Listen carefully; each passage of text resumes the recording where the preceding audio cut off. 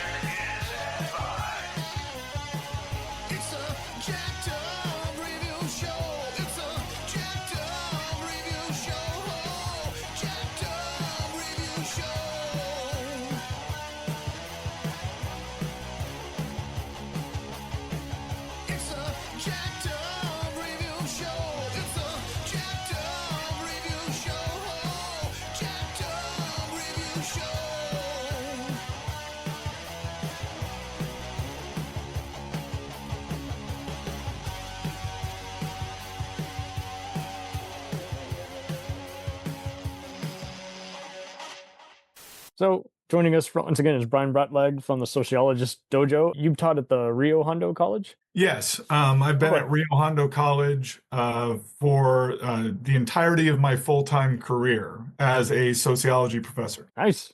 Yeah, I have nothing but respect. I took sociology, psychology, both in, I think, senior year of high school, and it was just one of those, it's like, yeah, this is everything you need to know about the world. Yep. At least my blog and my podcast are a way to marry my understanding and study of sociology with my love of film and popular culture. I was so blown away that you've recently taken on kind of lowbrow franchises like Rambo and 50 Shades of Grey. Like, yeah, hey, there is some psychology in it. It's gonna be a little more convoluted, but hey.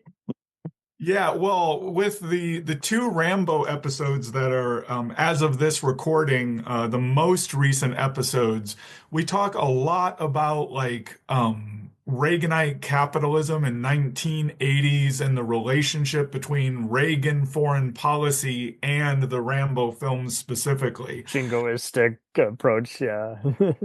Yeah, especially considering that, as I say in the episode, Sylvester Stallone had a intimate relationship, intimate in the sense of a close friendship with Ronald Reagan. And was talking about foreign policy while he was on the set of Rambo 3. Oh, jeez.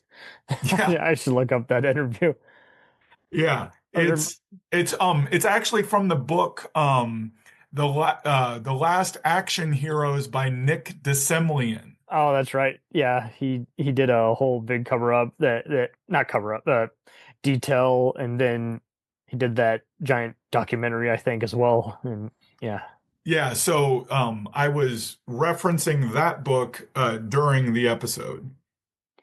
Other unique titles that Brian's taken on have included Mulholland Drive, The Godfather Saga, Exorcist, Lord of the Rings, Gremlins, and even Repo Man. So yeah, that was a while ago. That I mean, yeah, that one is certainly of the punk 80s scene, to be sure. it is amazing. Just like with anything, people think that once you add slasher or spaceships into something, they just think it's automatically mindless. I'm like, no, if you've rewatched it this many times, it's not mindless, and it is amazing too to have to explain to people, yeah, that character's a war criminal, that guy's a mad scientist, and of course he thinks he's right. That's every villain thinks they're right. That's the whole genesis of a villain, a good, well-written one, at least. Absolutely.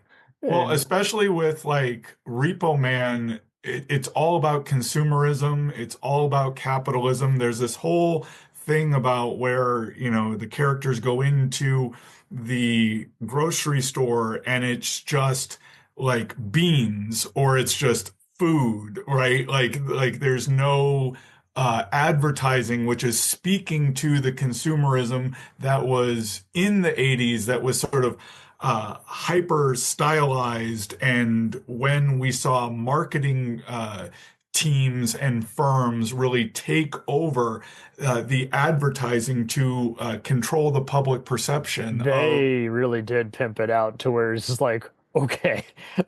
In fact, I'm actually proud of my sister now. Like, she's now noticing when various pop and rap singers will accuse each other of being a cultural plant. I'm like, I'm glad Mm, you know about that because that's all kinds of marketing. And yet with food, you definitely do see, kind of different kinds of food where there's just like, this is Mexican style. I'm like, no, that's just two different types of grated cheese. You know? right, Uh, right. but but yeah, I contra I'm glad you bring that one up and you covered it a few years back. But I consider Emilio Estevez's character on the cover. People might think at initially, yeah, he's going to be like a vigilante or a punk. Is like he's a punk by default, but not because he wants to be. He reminds me of Jeff Bridges' professor character in Arlington Road, where he goes the whole movie and everyone thinks he's insecure and he's lost his mind, but really he does have pretty firm suspicions. It's just he doesn't have much evidence to go on until the end. Right. And then, doesn't understand like how his uh paranoia, even though it is founded, his paranoia is being weaponized to be used against him. Yes, I'm glad you bring that part up because like I just heard an interview with actors like Michael J. White talking about that on celebrities in the media. It is interesting how, yes, what your point might be valid, but if you still can risk not finding any allies or pushing people away if you go on a rant or just do it to death. I've had to tell other family members, don't fearmonger. Let's break this down. Let's think about this before we act on it. Absolutely. And it's hard. I get it. Especially with how divisive we are in society. And uh, but I'll tell you what, we're talking about a franchise I wouldn't say is too divisive. It is the Free Colors trilogy. Yeah, it's pretty great. That's not really divisive. It's just a No, I writing. can't. I can't think of anywhere. I've never seen even the biggest stuck-up person ever dare to say this is awful objectively. Like Yeah, chances are they probably haven't seen it, but it is helmed by Krzysztof Kieślowski, I believe is how I pronounce it, but I might be wrong. But it starts, you know, uh, three key colors of the rainbow: blue, white, and red, each with a different premise, and each introducing said color to create a mood, to create a tone, to create the overall vibe that it's going for. And they're still streaming on HBO Max. I might have seen them advertised once in a blue moon at after midnight on Turner Classic Movies. And I believe you can also get it on the Criterion channel right now. I have it on Criterion, the the box Blu-ray, set on Criterion Blu-ray. sweet. So, yeah, I mean, this this trilogy, I first came upon it in late, like in 2021, when I was really just building my own physical media Criterion You collection. were loading up on those. What's on the discount bin at Blockbuster, before R- Redbox. Right. And I watched all three films, and they are, as I said in the intro, they are a masterwork of filmmaking, right? Yes. Each of the aspects of this sort of cinematic triptych involve both emotion on the sort of color wheel and aspects of the French culture, because the three colors of blue, white, and red are the three colors of the French flag. Yes. Okay, that makes better sense. The way they went that Right. way. And then each color is sort of associated with a particular mood of each film. Hmm. And when you're looking at that when you're looking at this sort of trilogy, it is done in a variety of different degrees of quality. It has a sharp, or Kozlowski has a sharpness in blue that loses a little bit of its luster in white, and then regains it in red. I'm one of the few that consider white to be his weakest of the trilogy, or weakest of the three itself. But when you take it as a whole, it shows the importance of three things: mental health, love and equality, and then friendship in the three structures, right? Blue is mental health, white is love and equality, and red is fraternity or friendship. I love that breakdown. That actually, I should rewatch these sometime in the future and actually go about it based off the notes you made. But I mean, I think I was talking off air with film critic and podcaster Anthony Francis, and he had his take on which one he was big on versus that, and I was kind of like, I it does kind of all blend together like a giant rainbow to me. Like, not to sound pretentious, but like, but yeah, he really loved red and blue. He was citing them as excellent, and white just really good. I was just like, I feel like this is just an actual, like, having done painting in high school and college. I just kind of felt like I was each palette, depending on the day, I might like more than the other. But I see what you mean. I do see why that uh, red and blue might stand out, and white would just be like, it's good, but ones are Right, and I can go into a little bit more detail when we as I can break down all three of them. But I really like, sort of like Roger Ebert called this trilogy, the first one being an anti-tragedy, the second one being an anti-comedy, and the third one being an anti-romance. I saw Um, that too, and I mean, also just each lead is different. In blue we get Juliette by Noche, and white we get just, oh man, such a good actors. We get Julie Deply, and red we get Irene Jacob. But man, like, that they went in so many different directions. Like, Oh yeah. I mean, well, not only do we get three, well, we get three sets of couples, right? mhm. Uh, a sort of, a male and female couple in these three particular films, but we also get three different cinematographers, Mhm. so that each film looks different. And each film is a different, and you could argue that each film is a different genre, um, Yes, because absolutely. of the tones of each film. They feel completely different. They're shot completely differently. And so it's only through those particular threads that Kozlowski really just sort of puts into each film do you start to see like a thematic thread that sort of ties them all together. I That's the best way to put it, because, like, even though there are thriller and dramedy elements, especially in the last one, but it is literally being woven. It's being threaded. It's almost like an ocean. After the ocean, collapses, it rebounds, and then begins again. It's an unusual kind of repetition. Well, and if you look at like an ocean sort of panoramic view, you can get all three of those colors, right? So the Mhm. reflection of the bottom of the ocean is your blue, the bridge between the ocean and the sky on the horizon is, well, the clouds in the sky are your white, and then the sun setting across the horizon can be your red. Ah, jeez.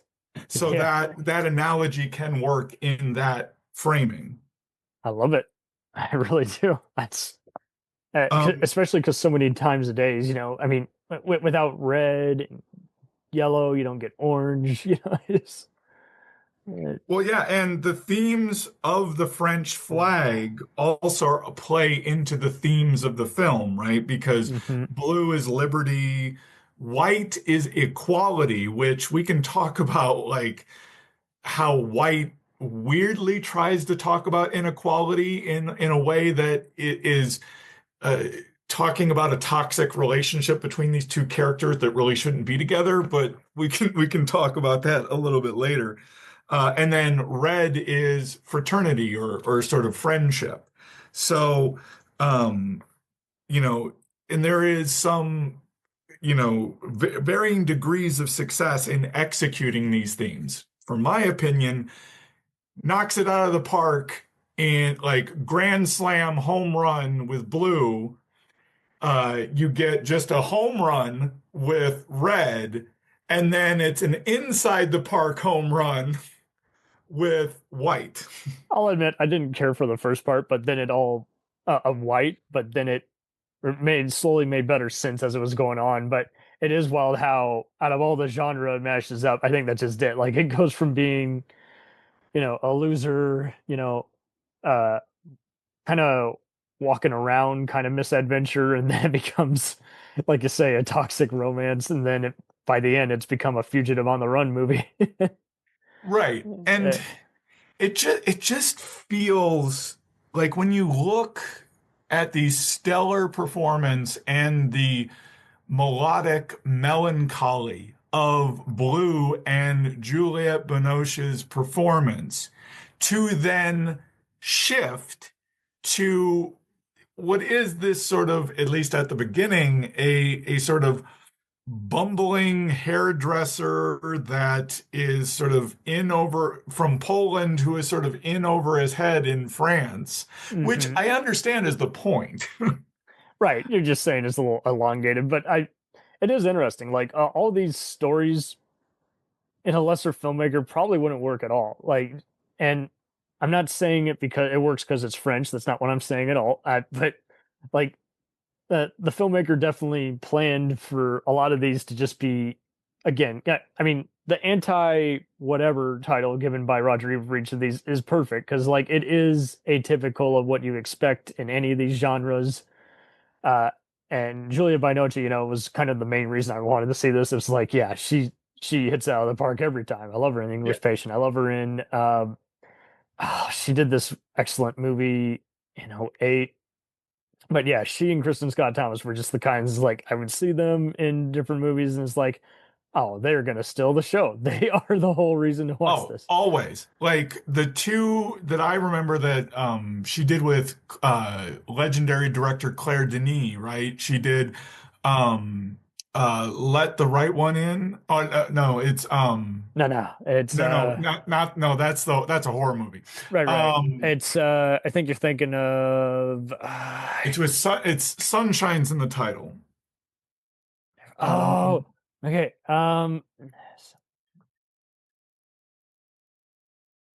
Yeah, Let the Sunshine In. Okay, I haven't seen that one. Let the sunshine in. Yeah, that's it. 2017. And Okay. then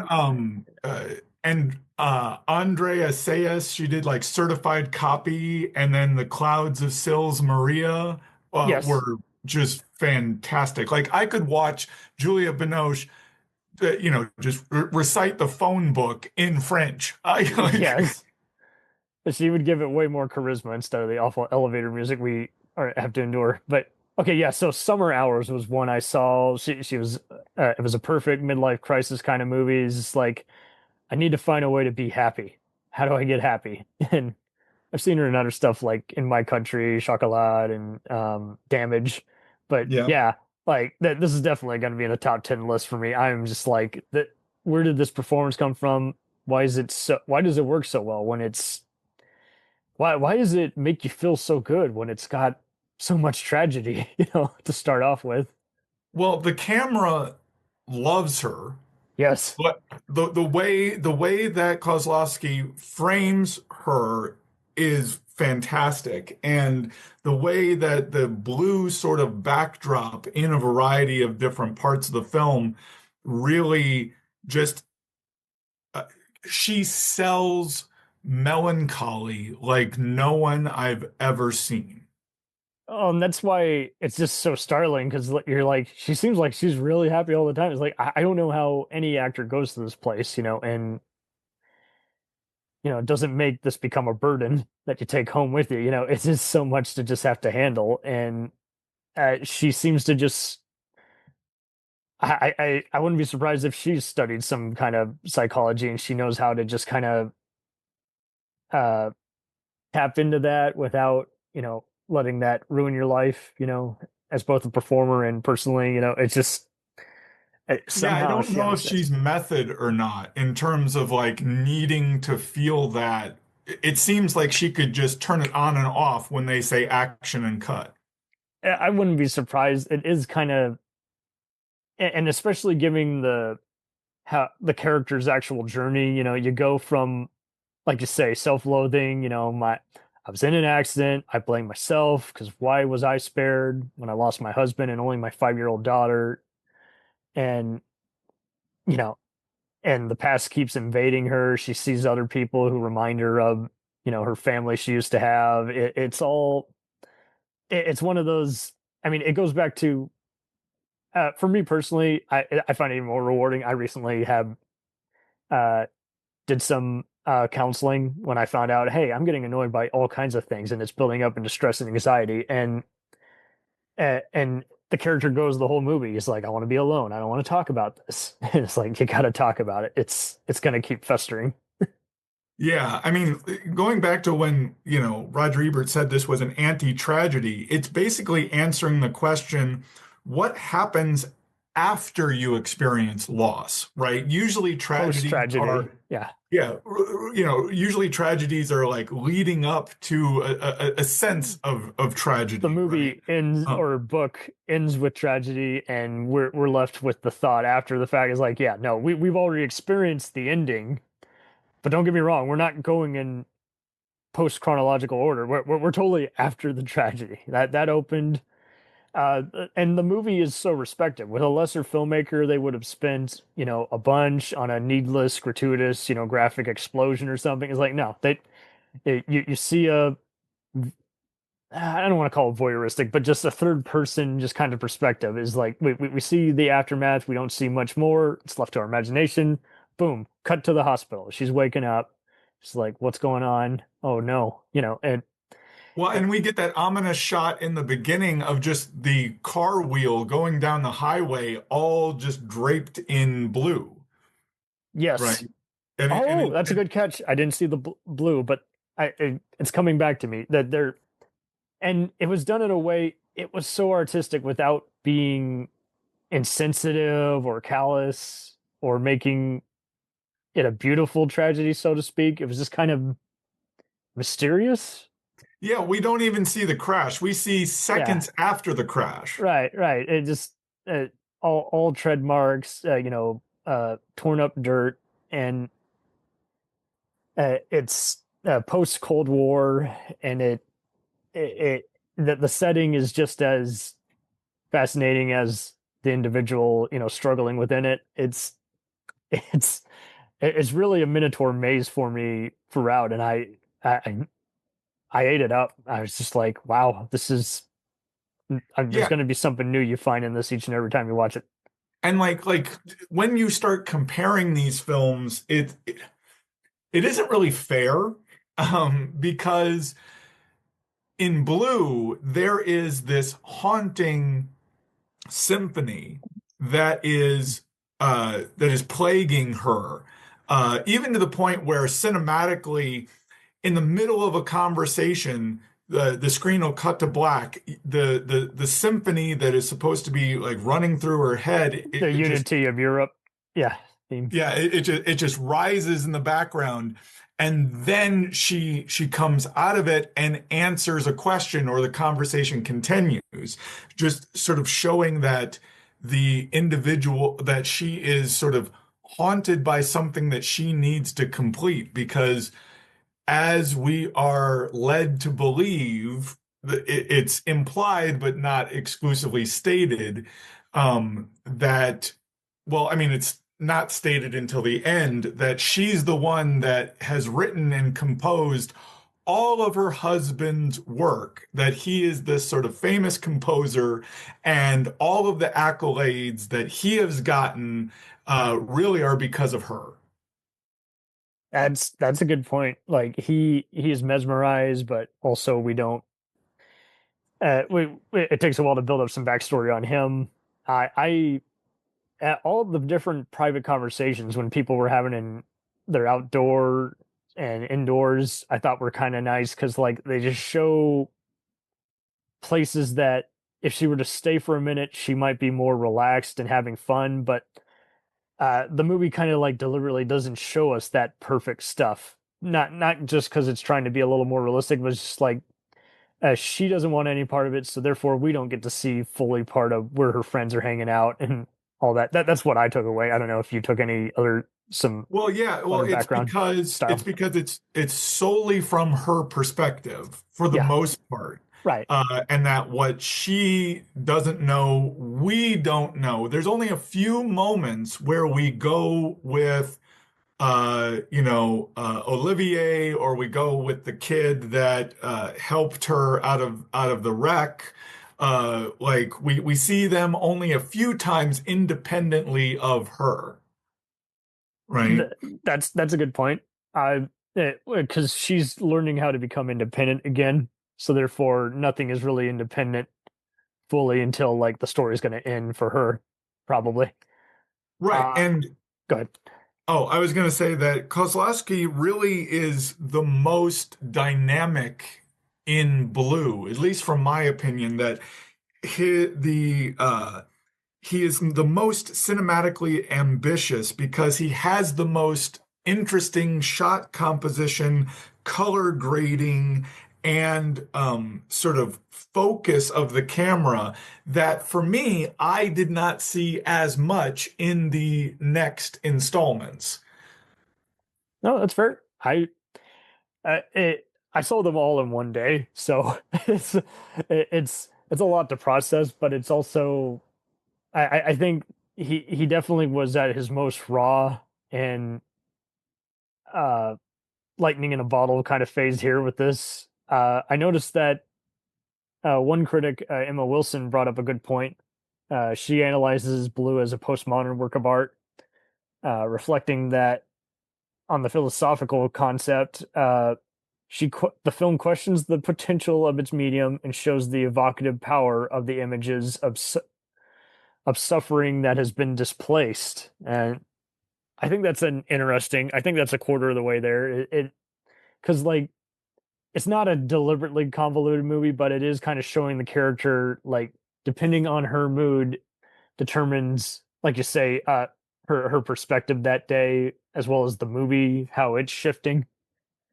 Um, yeah, I mean she's overall definitely trying to find some personal freedom because even though she doesn't have a family, she has to still figure out how to live again. And even then, there's a little something more to it. There's like an onion. There is a lot of layers. There's some extra Yeah, stuff. I mean, there is a point in the film where she attempts suicide.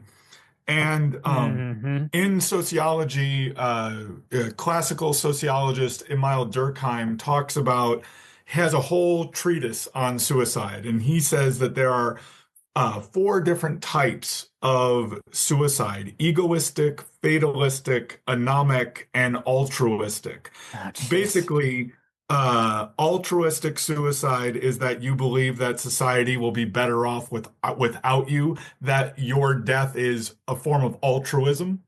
Mm, An anomic suicide is the type of suicide that you have when you feel no regulation of order or the social world around you, oh, right? jeez.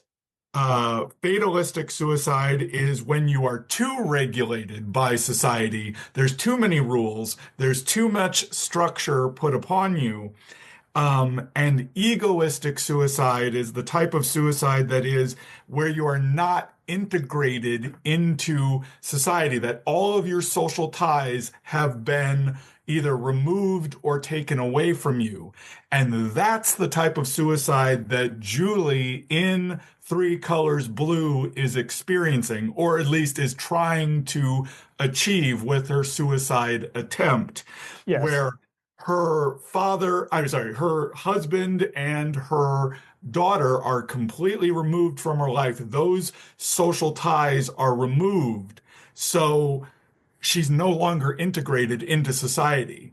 And therefore, she feels that she needs to be released from life with them. Definitely. She wants, now that she has no responsibility, she feels useless, and I should have said probably a trigger warning at the beginning, but it's just very emotionally rewarding as we an audience see her strive for, an alternate route besides a terrible fate like that after an attempt. And Oh, absolutely. And you see her build her life and start to care about the people around her. Whether that be the boy that helped her after the accident, her friend that's an exotic dancer, or Olivier, who is trying to complete her husband's like masterpiece, which she wrote to begin with. hmm And there was this, I don't know if I could do it because I'm a type A personality, but there's a moment in Three Colors Blue where Olivier says to Julie, who Olivier knows that she has written most of the symphony that he's trying to complete, where he literally says, "You either need to tell me what it is because I know you wrote it, or you need to let me write it and let it just be my own." that was a And I good don't point. know, as a type A person, if I could let somebody finish my work if I was still alive. Yeah, it's kind of like she's getting an unofficial ghostwriter basically. And it's like, yeah, but if I'm this great at it, I shouldn't need help to complete it. But yeah, at that point, she's basically taken any assistance she can. It, even though and it's a really delicate movie. I do want to say as a disclaimer, I never feel like, even though it's, there's no politicization of it. There's nothing polarizing. Even though it is by a guy, it doesn't feel like it feels like a very open movie. It doesn't feel like it's a guy, writing his version of a woman. You know what I mean? Like and the characters are just so fleshed out in each film. I never feel like there's any moment where I'm like, ah, where did that come from? But yeah, that is a good point. Most of us would be like, with writing our personal findings and our obituaries, would be like, yeah, no, I need to see this the whole way through. But this is also causing me a bunch of stress, which I can't take anymore. Absolutely. And like there's the two shots that I am obsessed with in Blue is when the first shot when she throws the sheets of music in the dumpster, and you hear the music being played just in the background. It's sort of crescendoing at that moment, but as the paper is destroyed, the music like slows and it gets jumbled and then it stops. Oh wow, I'm gonna have to Like rewatch that scene. it's it's replaying in my head right now. It's fantastic. The other shot is when she's in the cafe and she got an affogato, which is just, ice cream with an espresso poured over the top of it. And she puts a sugar cube, and it's Kozlowski's like zooms in on the sugar cube and watches the coffee be absorbed by the sugar cube that's in her hand. hmm it's magic. It's magic. This is it. Like when she's going to do what we would do to just relax, like she's absorbing literally like just all these little details, just all these other just things. And I mean, I kind of got from that scene, she's finally actually real enjoying what goes into the making of a coffee rather than actually like enjoying it then and there kind of. Right. Well, especially in the way that it's shot, especially after she pours the espresso. I feel like these are just like the most accessible art house movies because everyone's different. There's going to be plenty where you're like that was well acted, but what was the hype about? And these movies like it's almost for lack of a better word, like you are just it. It's like when you're in the perfect kind of garden and you're finally, you've stopped gardening and you're finally appreciating what went into planting everything, growing everything. Yeah, Well, yeah, I mean, and how many, like, well, he did this trilogy with wild, number one. Number two, it is thematically consistent, which is rare. yeah. And it is a complete, amalgam trilogy, thematic trilogy that sticks the landing. The fact that they decided let's try this out instead of like anyone else would have been like we'll do that but what star are you going to get. Right. And relatively, I mean, I think I can't even remember if Julia Binoche was how much of a star she was. She'd done But damage but yeah she wasn't heavily like known by like every overseas person I don't think but well, same thing with Julie Delpy, right? yeah this is before what we last covered the After Sunset trilogy is Yep. before some of her other American comedies. And I did miss the cameos of either character. I'm wondering where they appear. If it's Uh, just yeah, the one cameo that makes me a little bit upset is because at the beginning of White, uh, we're in the courthouse and we're seeing the divorce proceedings between Carol and Dominique. Dominique played by Julie Delpy. And in the background, Juliette Binoche walks into the wrong courthouse and is quietly ushered out in the background. And to me, who I watch these films and I watch them in order, red, white, and blue.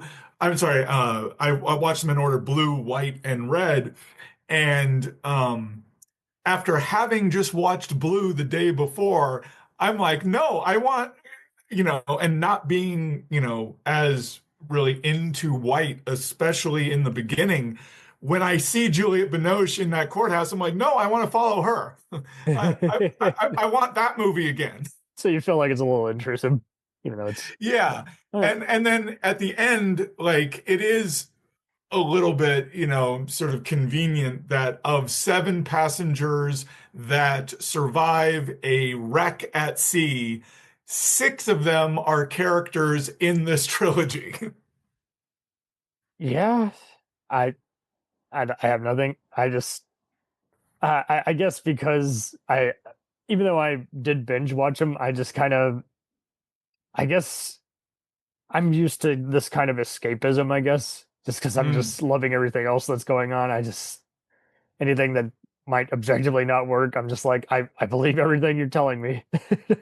Right. And then there's the thematic like older individual trying to recycle is sort of a big theme in each film. There's one scene of an older woman trying to recycle a bottle, and it isn't until Red that Valentine actually helps the woman recycle the bottle, which is a nice sort of ending sort of moment. Um, but yeah, I mean, if we're gonna move on to talk a little bit more about White, being a sort of anti-comedy, the question that I kept thinking about when I was watching this film is what happens when love is toxic and you really can't let go when you should? Because these are two people that shouldn't be together. No, and yet she kind of regrets it, yet plays into it, and he's just a fool. He's kind of the Leroy Jenkins, so to speak. He just keeps going from one disaster that he's caused to the next, and I guess that's the other thing. Like that there's a bit of unnecessary slow motion, so I feel like he was having a little fun with the what was becoming a new thing at the time. But it is wild how he's hanging out around at the subway, and he's getting into more misadventures over there.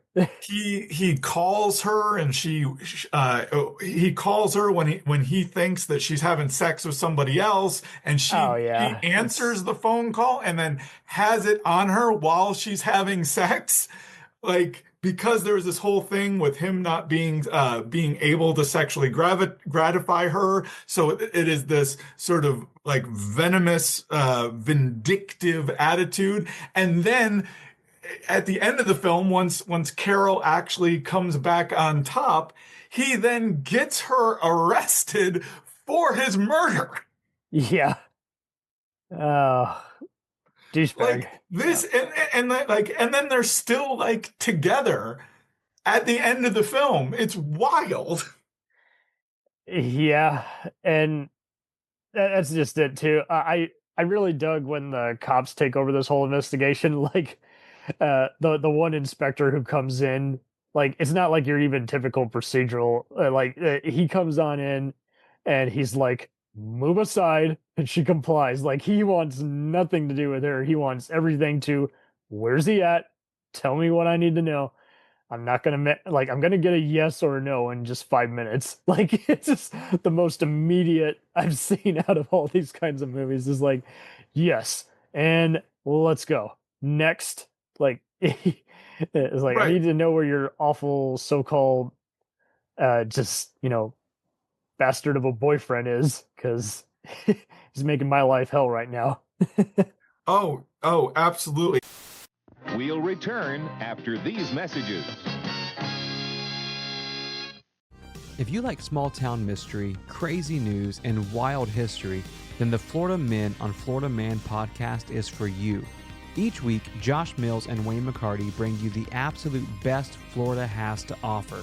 So if you're looking for a show that's safe for the family, but funny enough to help you escape everyday life, then listen to the Florida Men on Florida Man podcast. That's Florida Men, plural, on Florida Man podcast. Hey, it's Brent Pope, the host of Breakfast with Brent Pope. You've seen me on some of your favorite TV shows saying things like, "Give it up, Jimmy. You got to sink this putt to win." On Breakfast with Brent Pope, I sit down with guests from the entertainment world, and we do it all over breakfast. Or should I say Brentfast? Every week on Brentfast, you get inside Hollywood info and tips, great breakfast recs and foodie debates.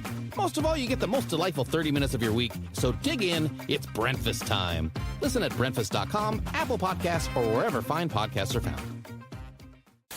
And like, one of the reasons I love Roger Ebert calling this an anti-comedy is because that the comedy in this film is based upon Schadenfreude. I can't say that really well. Okay.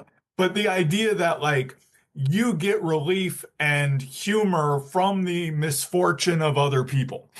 It is kind of like that. Yeah. I mean, it's difficult to explain to a North American audience. Usually we laugh because there's something cliche, or we're just doing something else that's just triggered just kind of a release of our own insecurities. And it's like, no, this is just meant to, just for a character to just say something either ironic or just very telling, if you will, that you can insert into an everyday premise. And in this case, it's an atypical premise. So now we're making the everyday seem even more atypical. We're doing all kinds of stuff. But like the person, even though the director is experimenting even more on this, like by the second half I'm in, I'm like, what are you doing, fool? And So where's the turn for you? Like at definitely, what point do you buy in? I definitely, after he's done with just goofing around in the subway, and a homeless man does nice things for him and ends up dead, and you're like, whoa, dude, you're leaving more bodies in your wake. So, I mean, I think definitely when she gets the other phone call and she starts meeting up with him a few other times, okay, now I'm in. Even though and it's just weird because if it were any other movie, I'd be like, you guys are idiots. I don't like this. I don't buy into this. And somehow is like, I think the movie just still casts some just reasonable doubt. I was like, maybe she'll turn his life around, or maybe she'll say, I don't need you, or maybe he'll grow a brain for once.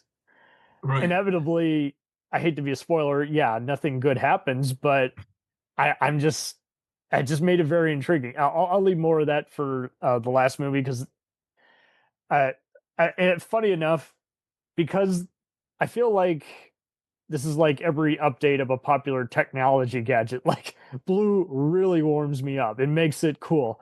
White was an upgrade that I didn't really need, but did some things right. And then blue, when I get to red, like the final one, I'm just like, okay, there's a lot of cool stuff. And but in retrospect, I don't think I would have been as prepared for it had I not seen it in the first two chapters. Does that make sense? Right. Yeah. No, you have to scaffold the update. Right. Yeah, I had to. In some ways, maybe you could skip an update, but yeah, it's just like it's funny. It's like but yeah, Blue is just like kind of invited us into Kieślowski's world where we're just like, okay, I want to see what you can do because you took me for a ride and I enjoyed every minute. White, yeah, that was a little different, but I see why you did what you did. When he got to Red, were you familiar with Irene Jacob? No, this was the first film that I saw her in. She's done a bunch, everything. Just briefly over it. U.S. Marshals, Othello, the '95 version with Lawrence Fishburne, Mhm. Beyond the Clouds. She's in this very good adventure film based on Joseph Conrad's work called Victory, with William Defoe and Sam Neill. So yeah, she was one of those like, I know that name, I know that name. Oh, and then looking through is like, okay, she did The Secret Garden, she did, the Affair TV show, OA for Netflix. Okay, so she's done a bunch of movies and TV, and one's all kind of cons of words, but definitely a top 10 role for her. Once again, yeah, I think that's the other thing too, is like I could probably include almost all these movies in these actresses' top movie roles, but man, like going into kind of how we were talking about White, there's a bunch of moments where if it were any other movie, we'd be like, get out of here, run, go. It's so funny. Like both the leads in this movie, like if it was any other movie, if it was you or I, if someone was asking us, sit down for a minute, I have something to tell you, we'd be like, I'm not sure I even want to come in.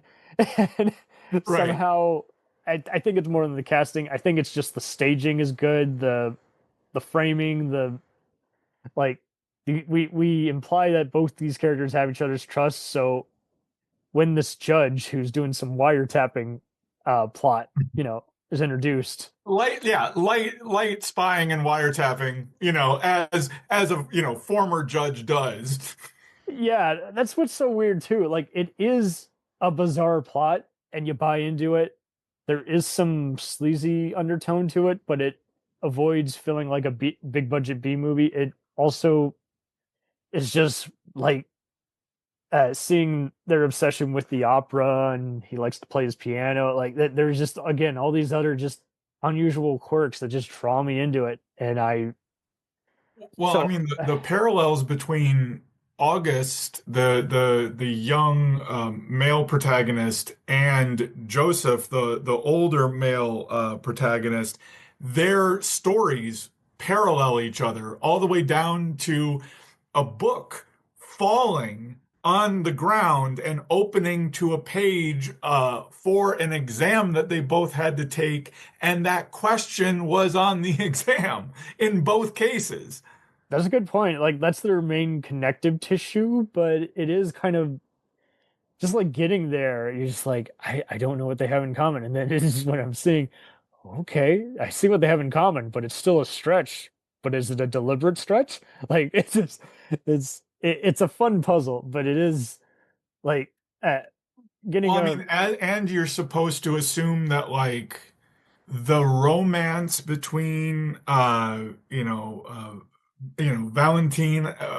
or Valentine and Joseph, that's sort of an anti-romance. It's not really between them, but you feel this connection, and the parallel between Joseph and August is important because at the end, Valentine and August. It's presumed that that's the life that they get together. So like she can have the, emotional relationship she had with Joseph with a younger man.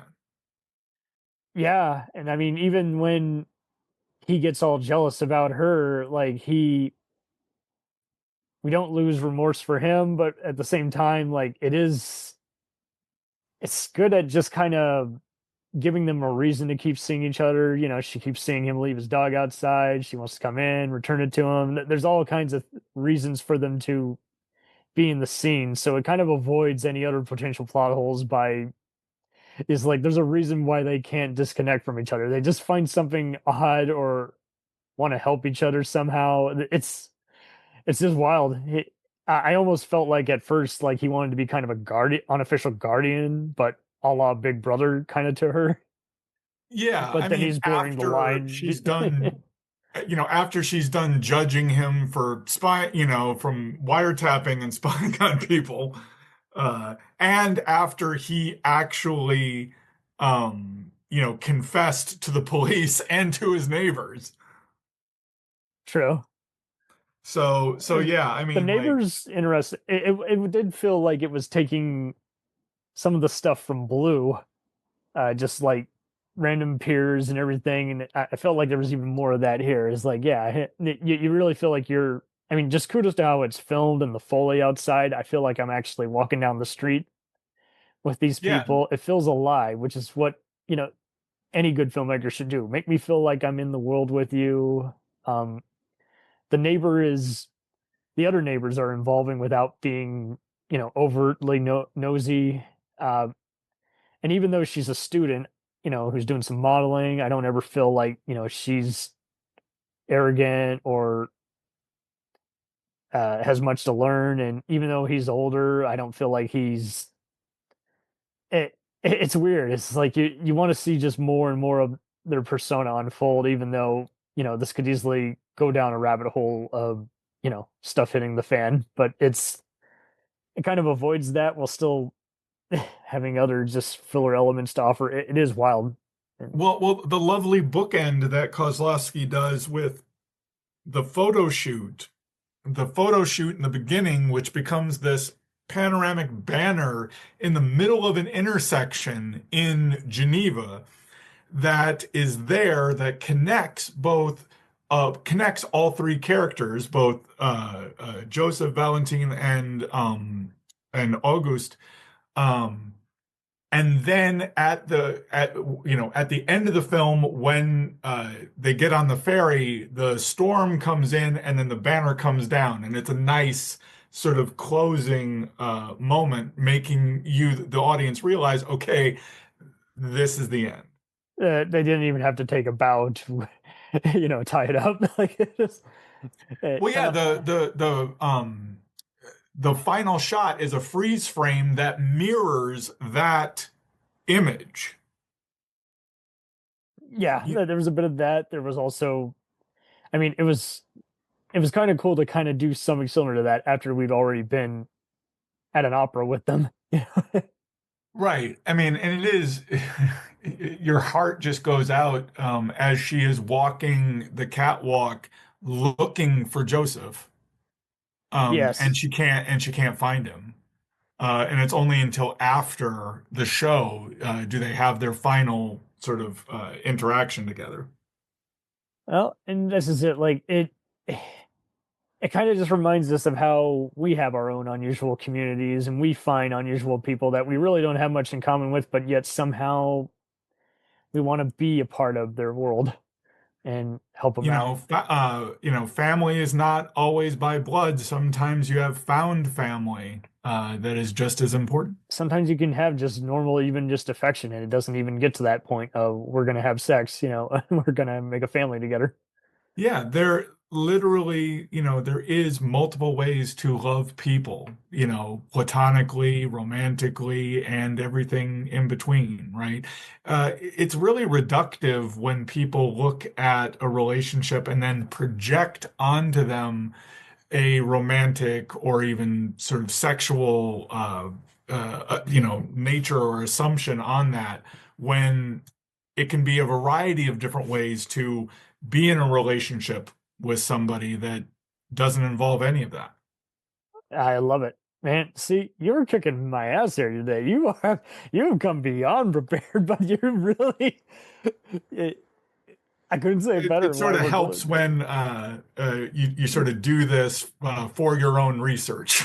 But I mean, really, yeah, it's like we are glued to it, and so many other movies can get unintentionally exploitive or melodramatic when they explore the ins and outs and in betweens of relationships, or again, they just make it as an excuse to have just cheap, you know, sexy frills instead of no, let's explore the human condition. Like filmmakers Well, I like mean, Paul this is Verhoeven why, have explored like, sex.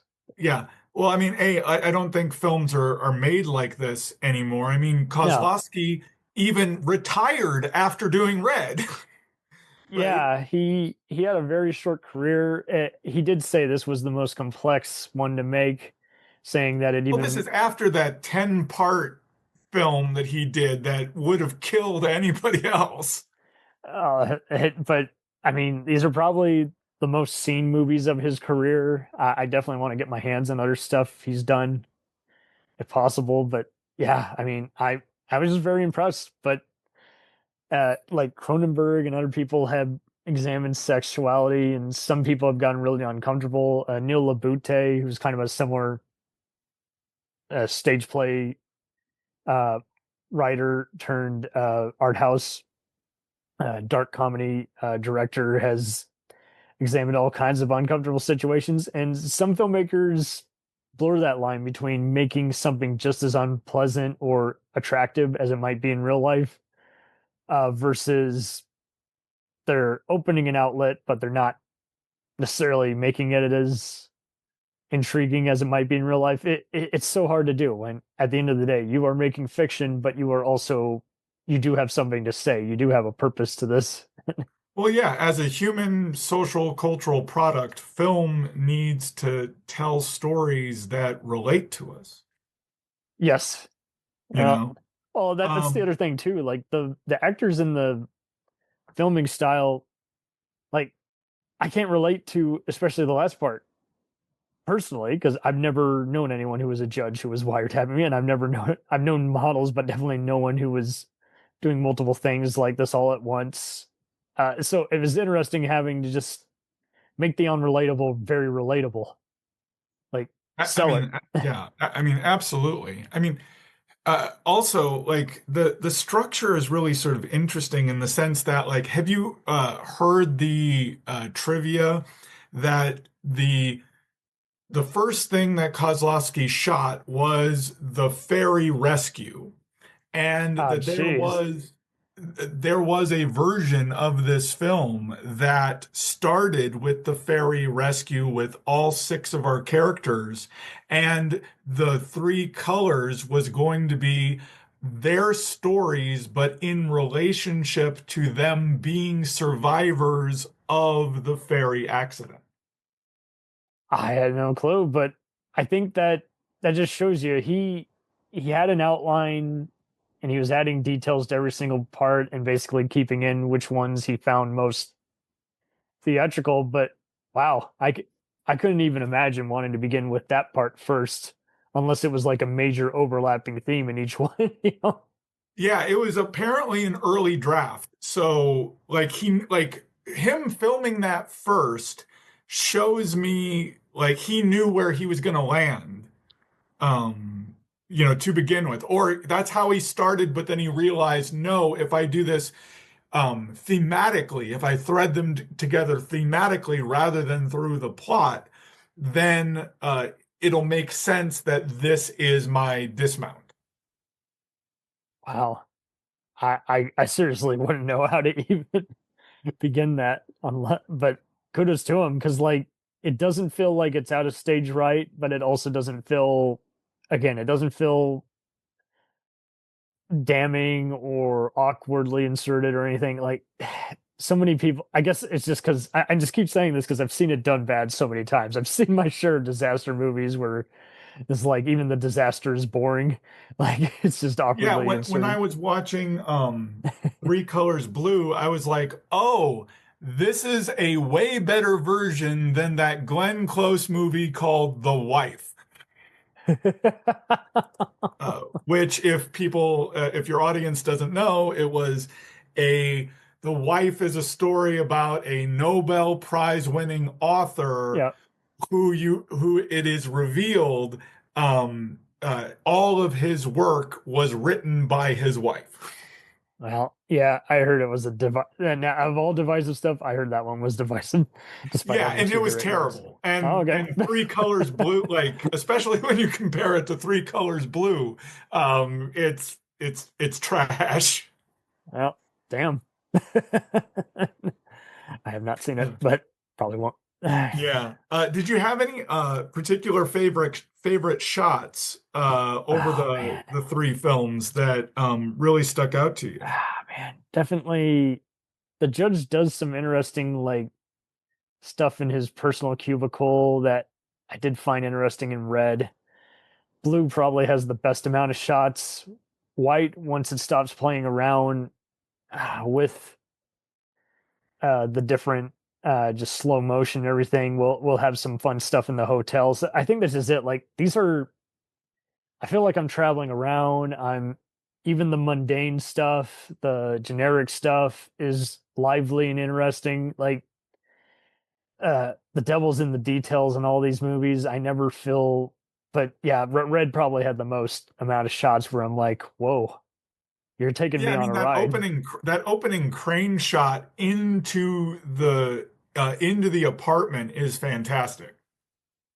That's just it. Like we got to see, oh, how sexy your apartment is, but also why it appeals to all these individuals, and it helped that, again, like just every character just had time to breathe. It just shows you also just the power of cinema. So anyone getting frustrated with American stuff, it, even if you have a snobby friend who refuses to watch anything with subtitles or older than a certain point, force them to watch these and just show them, hey, just here's how you can make a movie that, it didn't need a huge budget. It didn't need, you know, something blowing up every minute. It also didn't need something shocking or divisive or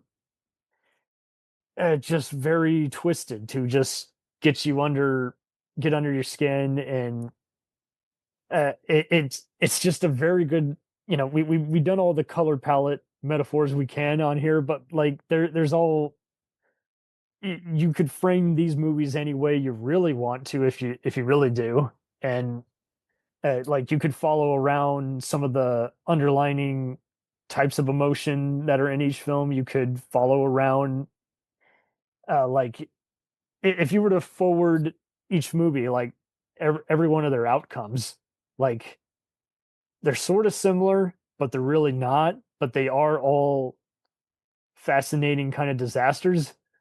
And all the, again, intimacy that's in them is also, again, just, it's very adult, but very just, it's reflective on us as individuals. There's times where you can barely put it into words at times. Sorry to sound pretentious, but there are moments it's like, that's fascinating. I don't know why that's fascinating. So now I got to look in the mirror and ask myself, why did I find that fascinating?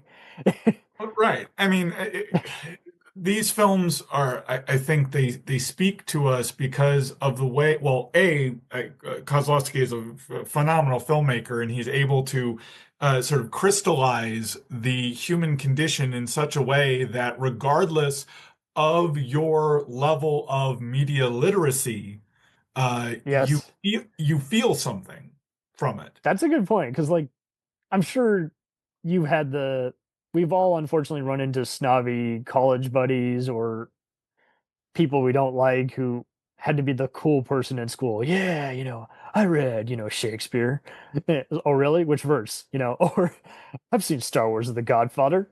Okay, who's the main character? Like you can tell Yeah. having to anyone who's watched these, like they are really wanting to go into uh, genre mashups as well as just movies that just uh, continually kind of make them jump out of their seat. And it's because of different kinds of emotions echoed on screen. Like this is a real visual essay for these movies. These aren't just beginning, middle, and end. Even if you want Right. to strip them away, that there's I've talked to Death about the layers, but like there's it's going to be a gift that keeps on giving. Oh, of course. I mean, there is how many times has everyone, whenever you talk about film, they always go back to the same sort of new Hollywood 70s era, you know, Jazz singing. yeah, it's the same thing over and over again. I mean, like you read the book Raging Bulls and Easy Rider and Raging Bulls, and you immediately I've just seen that dog. That's a hell of yeah, a. you know, But yeah, you it's like you can only do another take on Citizen Kane or right, or like you Angry only Men. want to talk about, Scorsese, or you only want to talk about Coppola or Spielberg or like all these bigger names. No, expand your horizons a little bit. Like And, check out this trilogy. and Um, instead of just that's true. Like we see people even jumping on bandwagons. Maybe the infamous, what you consider the infamous era of a filmmaker, is the most popular for another person. Absolutely. But I see so many. They just, don't get me wrong. Sometimes everyone's in agreement. Audiences and critics are like, yeah, I don't, I checked out after 2007 for that celebrity or filmmaker. But there's other times where it's like that's not the case. This is a good throwback to what you love them for, or maybe it's a good turning point. They're challenging themselves, doing something uh, really challenging for all the talent involved. But yeah, it is interesting how like the if anybody were to see these at your local art house theaters being re-released like they've been doing with a lot of cinema movies, please don't uh, use one of those meetup .com groups, and see it. Yeah, and like if I'm going to sort of pitch this trilogy for people to watch this trilogy. Number one, try to see it in an art house theater, in an actual theater. Um, Not only because like needing that sort of communal experience, there's also the compression rate of streaming, which messes up the image of what you're actually seeing. Uh-huh. But also, I would have to say that Kozlowski is very patient with his shots and his cutting. So much of the films today are quick cuts, trying to get every single angle. It's shot, reverse shot. It's all of this sort of quick pan and everything like that because of our attention spans are always have been, or our attention spans have been minimized due to like social media and everything like that. But Kozlowski like sets up the camera and lets it sit there and lets you breathe in the moment. And it has comparatively to other filmmakers of today, minimal cuts and minimal Yes, different shots in one particular scene. And that so that's true. if you want a film that breathes, that takes its time, and it's not very long. I think each film is like either 90 to 100 minutes. Hmm. Um, So it doesn't overstay its welcome, but it just moves you along and isn't trying to always capture your attention with the camera movement. It's just trying to tell you a story. And as we can agree, as you've been listening to this podcast episode, it's pretty great. Each one of them, the whole trilogy is absolutely fantastic and worth your time. I'm glad you brought that up. I had a film professor who I'm still in touch with. I love him to death. Hot takes and all. He's a Hungarian cinematographer who taught with us briefly, and we had a huge connection to him. I'm not kidding. Like, just as a class, he was knocking some sense into the other professors who none of us got along with, and they took a vote to have him leave at the end of the semester, and we were all heartbroken because we're like, we're actually learning something under his rule. But I enjoyed him so much, I bought him a light meter. Mhm. And for those who don't know, that's just look at any behind the scenes photos. You're probably seeing a director or a cinematographer hold that up. That's just to get the right kind of light and then subtract it for the gaffing crew and the visual feedback. But yeah, so it's interesting how he would bring up to me same kind of deal. Make minimal cuts. Don't be one of those music video hacks. Don't be one of those guys without a vision. And I was fine with it because even though I was doing music videos for freelance, I did, you know, I still kept in mind, don't rely on just cutting away to save your picture. Like you got, I heavily believe in storyboarding, but Mhm. truth be told, I wouldn't be surprised if this director of the Free Colors trilogy also had occasional shots that just leaked out at him and said, let's get that because that belongs in this movie. Like I see it belonging there versus lucky improvisation. Right. Yeah. And it's one of those things where I think he would be, even though it looks like every single shot was completely panned out, it would not surprise me if on the day of shooting he saw something and said, we need to get that. Oh, and you mentioned the crane shot. I wouldn't be surprised if he was like, hey, I need a over the shoulder shot. I need a dolly shot here. It's just going to look better if we do it this way versus that. He's definitely a craftsman. There's not, and it really isn't easy to do and I would love to know why he was able to do what he did. I don't know if there's any commentary tracks on any of these home media materials, but yeah, any special feature interview I can find, I much like the movies, it'd be a gift that keeps on giving.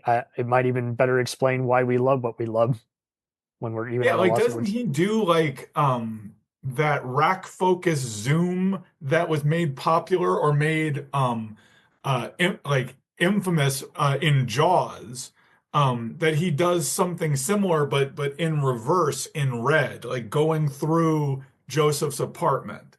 There definitely was some of that, and I always love when there is a good rack focus because yeah, it's just a good way of just showing all the thoughts channeling on a character's mind, especially if they're having a closed off, inside argument or deep discussion. It's like, okay, it's so and so's turn to speak now, but the camera's not leaving position, but we're getting a little more focus on this person who's closer to the front of the camera.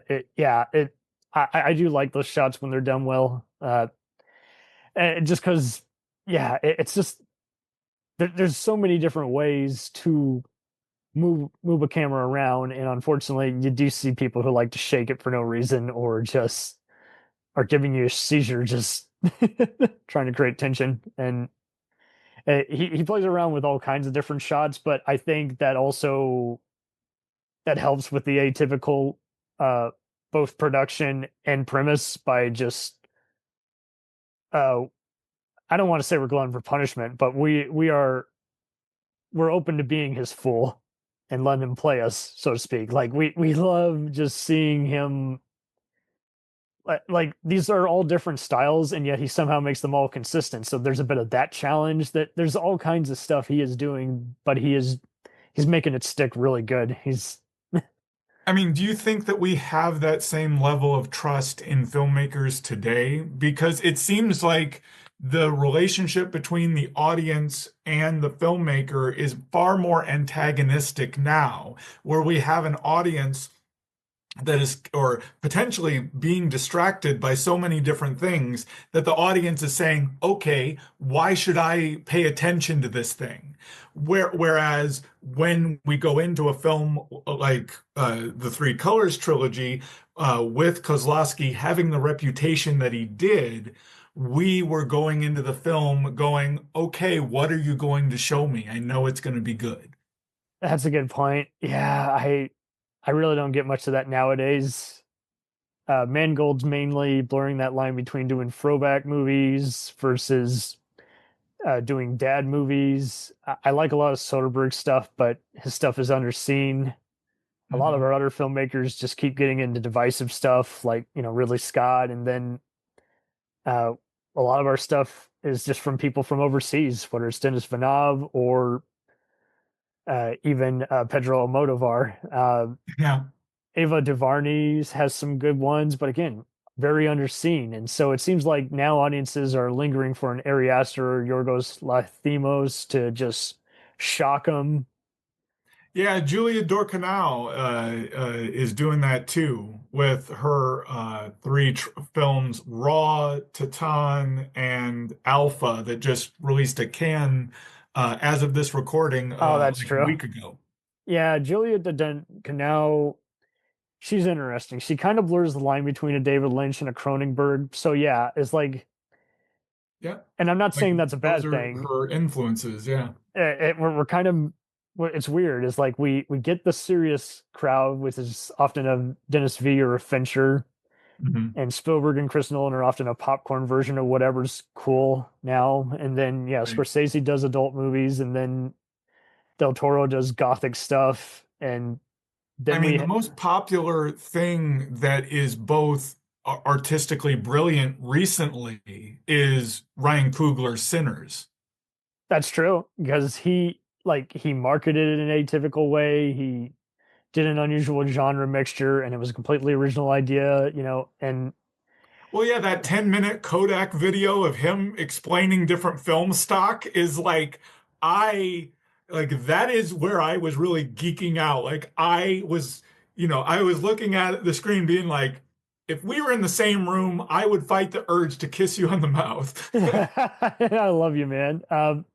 Yeah, and unfortunately, dude, I've been getting, I don't want to say depressed. That's very judgmental to those actually in that status, but I was getting just kind of even more annoyed how we were planning on covering a bunch of other famous filmmakers, and next thing you know, man, like they were leaving us, and I'm like, ugh, no one's gonna believe I've actually been wanting to discuss them for a while, and we just lost William Friedkin, we just lost um James Foley, we just lost a few other beloved filmmakers, and you're just like, those people, you can't, you can be influenced by them, but you also can't replicate their kind of work, because like they literally did everything they wanted to do, which is another blessing and kind of a curse at the same time, that most filmmakers, they don't get that chance, and Yeah. I mean, we're gonna have plenty of other people who are doing what they want.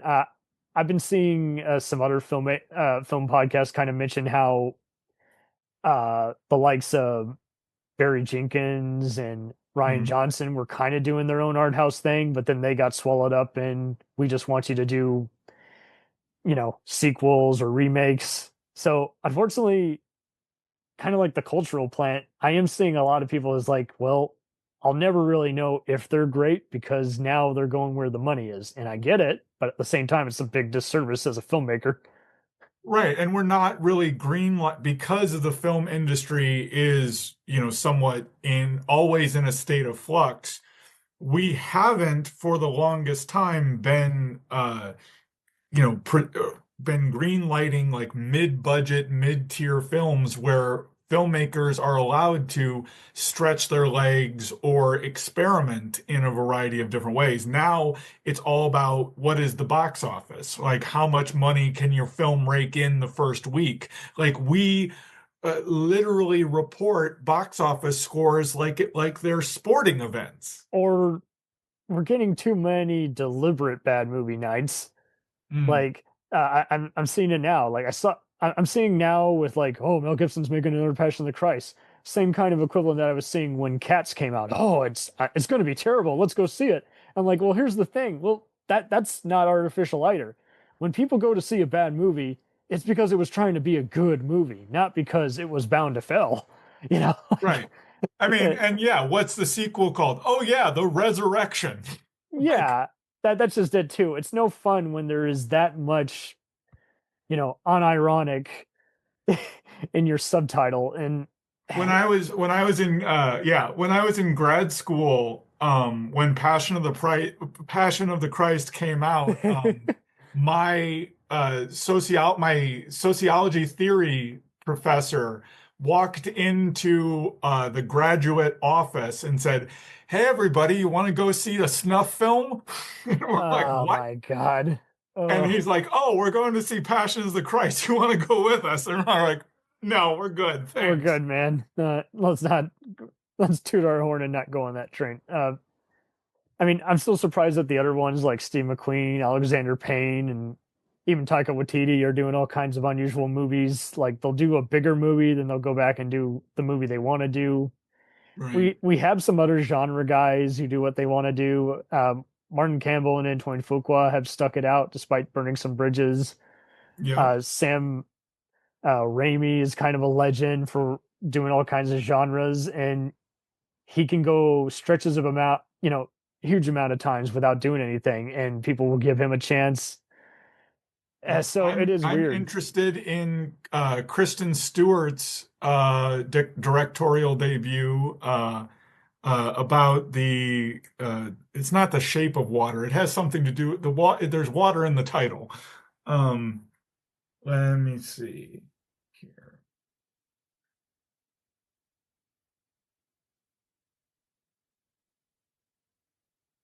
Hold, please, for people in the listening space. Let's see. Giving out a radio signal. Yeah, Oh yeah, that it is The Chronology of Water. chronology of water. Yeah. Debuted at Cannes, and it got rave reviews. So yeah, The Chronology of Water. It seems amazing. So yeah, I'll plug that. I'm interested in that one. Fair enough. Uh, is there any other filmmakers who like make you super excited, even if the movie doesn't turn out the way you want? Like just when they attach a producer credit to something, or is it just kind of like whatever? Like anyone can sign a check and I get a credit. There is, well, I mean, of living directors, living directors or living producers or even stars, I will give at least 10 minutes of any Nicolas Cage film because I am like, even though he makes like 8 out of 10 times horrible films that I wouldn't wish on anybody, even in like a torture scenario. Um, that other 20% of the time, he does some amazing work. And I have been such a fan that I will give at least every film that he's ever made 10 minutes.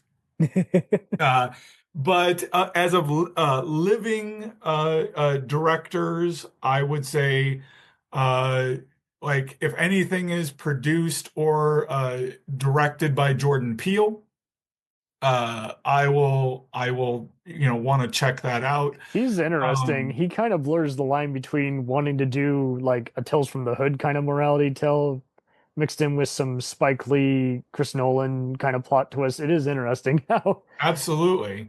And then other directors that I've done on my blog, Karen Kusama. I Um, love her. We did a special on her, and I had fun prepping for that because it just gave me an excuse to rewatch Girl Fight and just listen to the commentary tracks and how indie darling John Stiles helped her out a bunch because he saw Yeah. her passion. I want to get into the works of Claire Denis.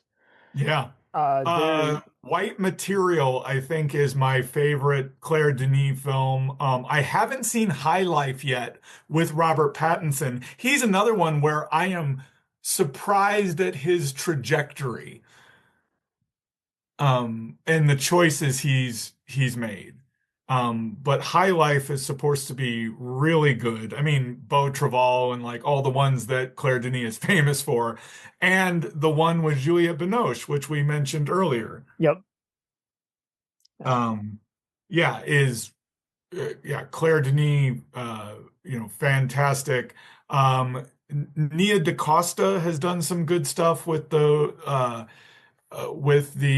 Candyman remake. I didn't like the Marvels just because I'm not like I'm moving away from like franchise stuff, and my tastes I have didn't get, changed as I've gotten older. I couldn't get into either one, but she showed a little passion with her first indie she did, which was an apocalyptic western called Little Woods.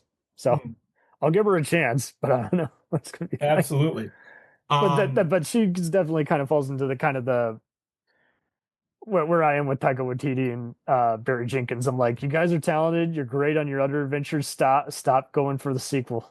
You don't need that money. right. Just do you, man. Don't sell out just yet. Yeah. I mean, absolutely. And in terms of other individuals, I am waiting for Anna Lily Amirpour's next film. I don't know what it is or when it's going to be, Anna but Lily. I Okay, would. I'm a okay. Shoot, that gal.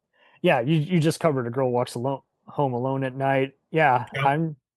she's unpredictable. So that and I've been trying to get into all kinds of Navajo, Brazilian, and Swedish filmmakers, and I've been really enjoying some of the Iranian filmmaker finds. Is like those guys will definitely take you on a ride. And I just saw the what was it 2022 film Monster. It is a Japanese. Well, no, it's a Japanese. Uh, I think it's Japanese. And it's literally about this friendship between these two young boys. wow, In Japan, it's called Monster, and it will rip your heart out. oh jeez.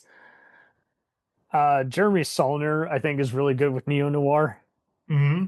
He's best known for Blue Ruin, Green, Green I Room, liked Green Room. right?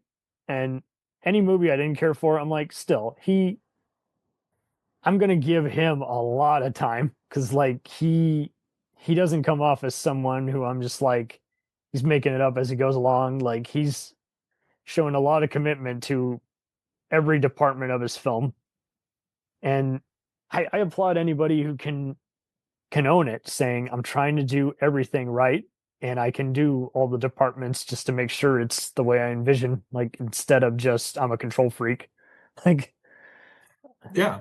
Oh, no, absolutely. And as far as like living directors, those are the ones that I always look for. I always look for like the avant-garde, the interesting, someone who is trying to push the boundaries a Yes. little bit, a little bit more than other more sort of conventional stuff.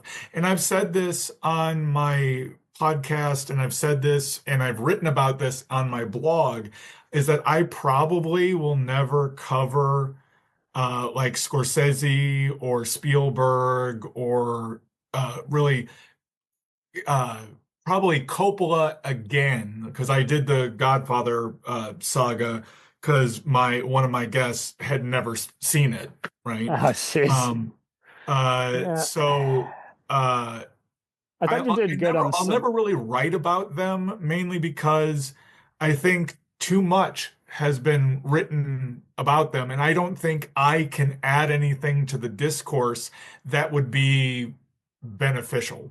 Well, that's fair. Like I have some good colleagues on my podcast, but they were itching to kind of go back into the Marvel and DC well, and I said, let's talk about the comics. The movies are divisive. Let's. Last time I had a chat, it was taking hours just to wrap up. People were going on, and I was like, guys, let's keep this under an hour, you know. And but yeah, there are movies that's like I'd rather talk about versus blog about, and if it's more obscure or atypical, then yeah, it is more fun to kind of dissect versus you can find a gazillion people talking about or speculating about this. You did do a good job on some of the other cyberpunk type franchises, though, like Terminator and Matrix. But I know what you mean. Is like, okay, guys, once we've done this, we don't need to do this again. Right. You know, It's been done. you can find the blog and podcast.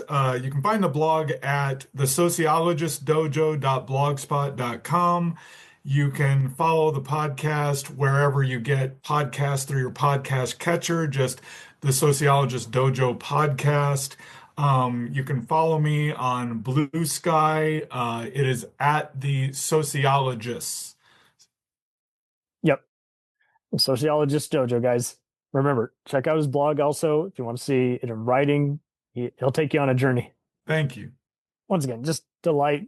I was looking forward to it, and you knocked my socks off, man. Yeah, Delight. anytime. This was a lot of fun. Thank you for having me again. Anytime.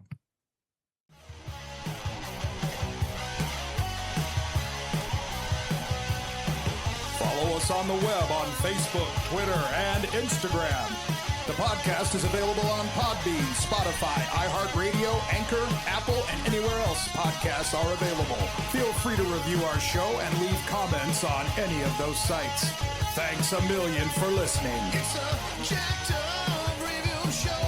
It's a jacked up review show. Jacked up review show.